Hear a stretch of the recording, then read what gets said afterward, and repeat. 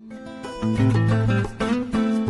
mga mamis! Welcome back to my channel. So today, ipapakita ko sa inyo kung paano gamitin ang Magic Whisk.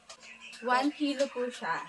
Ito pong Magic Whisk, mami, is made in the Philippines po siya and paste type po siya. Pag makikita ninyo, ito po, kulay ivory po siya sa actual. Parang siyang candy. Ito po siya mga mamis. So, simulan na po natin. And remember mga mamis, hindi po ito sponsor. So, gusto ko lang ipakita sa inyo kung ano yung outcome niya kapag ginamit natin siya. Lalagyan lang po natin siya mga mamis ng either water, milk, or di kaya soda, or Sprite in short. Nakalagay naman dito kung ilang percent. Nakalagay naman dito, mga mamis, kung ilang percent ang ilalagay. Depende sa inyong paggagamitan. Okay, so makulong aking anak. So before tayo mag-start, huwag kalimutan magsuot ng ating mask. And ito pa, inabutan ng aking thank you. And huwag kalimutan magsuot ang ating hairnet. Okay, so pag gagawa tayo, dapat wala sanang makulit na bata, kaya lang 1, 2, 3. Ayun lang po. So, kung hindi pa kayo nakasubscribe sa aking channel, huwag niyo kalimutan mag-subscribe. Updated kayo kung may mga bago ako updates. Okay? So, let's start mga mami. Hello guys. Mga mamis, pag hindi po natin siya naubos, ay ilagay lang natin siya sa loob ng ref and i-sealed lang natin siya ulit dito sa kanyang container. Okay?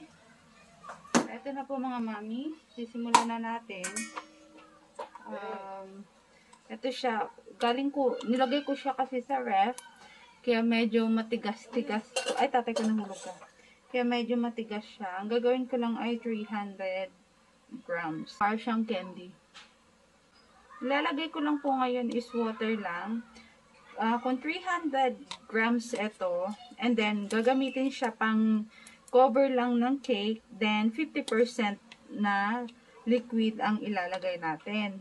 Or kung gusto niyo ng hindi siya ganun kalabnaw, mas lesser siya. Kasi kapag pang design niyo ng cake, like mga flowers, so mas konti talaga yung ilalagay natin. Pag makikita niyo siya sa actual, ang itsura niya is sobrang kulay off-white talaga siya. Okay, so 300 grams na po ito. Okay, so ito na po. Sisimulan natin mga mami.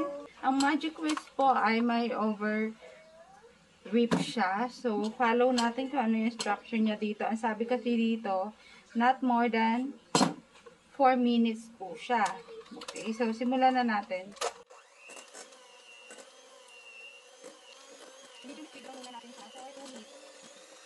Medium speed lang muna natin siya for 2 minutes.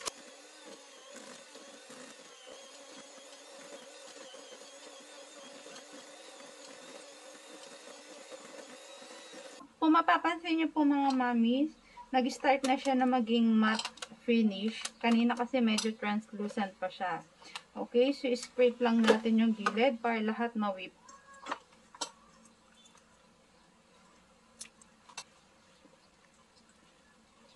Pagpatuloy lang po natin mga mami.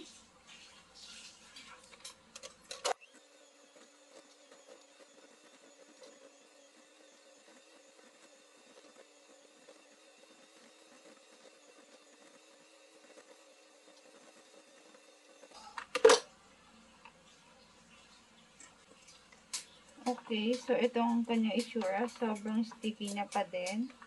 Magdadagdag tayo ng konting liquid. Tubig lang ilalagay ko kasi parang hindi siya ganun katamis. Though ito, matamis na talaga siya. May lasa ka na, hindi mo na kailangan maglagay ng powdered sugar. Kasi, pag nagdagdag ka pa, as in so sobrang tamis na siya. Pero pag naglagay ka ng na soda, so far yung tamis niya naman medyo balance. And ngayon gusto ko kasi plain lang talaga. Yan. So, konting tubig lang.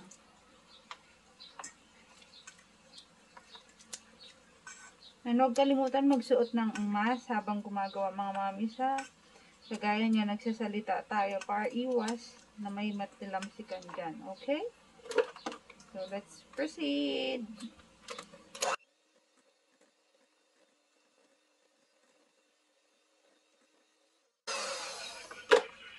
So, yan po. Scrape lang natin hanggang sa ilalim.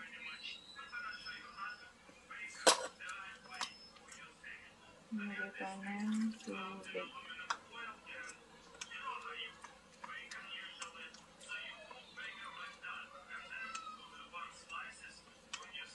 $300 na Magic Whisk, itong ginagawa ninyo. Ang ilalagay nyo ay 50% water, so nasa 150 siya. Pero ako nagbawas ng konti. 140 lang. So, tuloy na natin.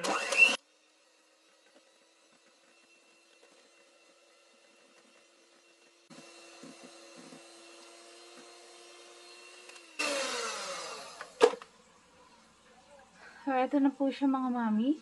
Yan. Kung mapapansin nyo po, ito siya. Yan. Nahuhulog siya. Bago po natin siya i-frosting, i-ref muna natin siya ng 15 minutes kasi medyo malambot siya. Pwede mo itong gamitin pang base lang kasi 50% yung liquid na nilagay ko dito. Yan. So, malambot siya. Pag nilagay mo na sa ref, pero pag mapapansin nyo, mas doble yung kanyang size. I mean, kung mapapansin niyo halos nag-triple yung kanyang pag-alsa. Mas mabula po siya pag tinitigan. And, ang kulay niya po mga mamis is kulay off-white talaga. So, kung gagamitin nyo siya pang wedding cake, hindi siya ganon totally kagaya nung ibang brand na puting-puti talaga siya. So, ito, kulay ivory or off-white. Ganon yung kinalabasan niya. Kulay cream. Yan. So, gawin muna natin siya ng 15 minutes bago natin ipang frosting sa cake par kahit pa paano hindi na siya ganon karani gaya nito. Ang amoy nito mga mamis, kala mo yung bagong lutong tinapay. So, yun na nga po mga mamis. Tapos na po ang aking ginawa. Ito na po siya. Ayan na po. So, titikman na natin siya. Ang amoy niya po mga mams is kala mo bagong lutong tinapay. Ayan, sobrang lambot niya. Oh. Now, eat now. So, kaya bago natin siya gamitin, ilagay muna natin siya sa ref. Eat. Ah.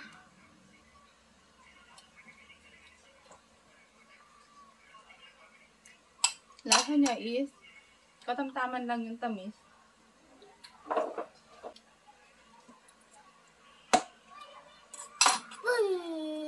So, katamtaman lang po ang kanyang tamis. Hindi mo na kailangan magdagdag ng powdered sugar. Malasa na talaga siya.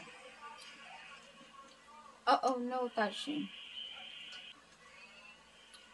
So, yun lang po mga mamis. Napakasimple lang po niyang gamitin. Huwag lang natin siyang i-overwhip. And remember, hindi ito sponsored. Pag di naubos, ibalik lang natin siya sa loob ng ref. Okay? So, don't forget to subscribe to my channel. Sana po may natutunan kayo today. Salamat! My channel,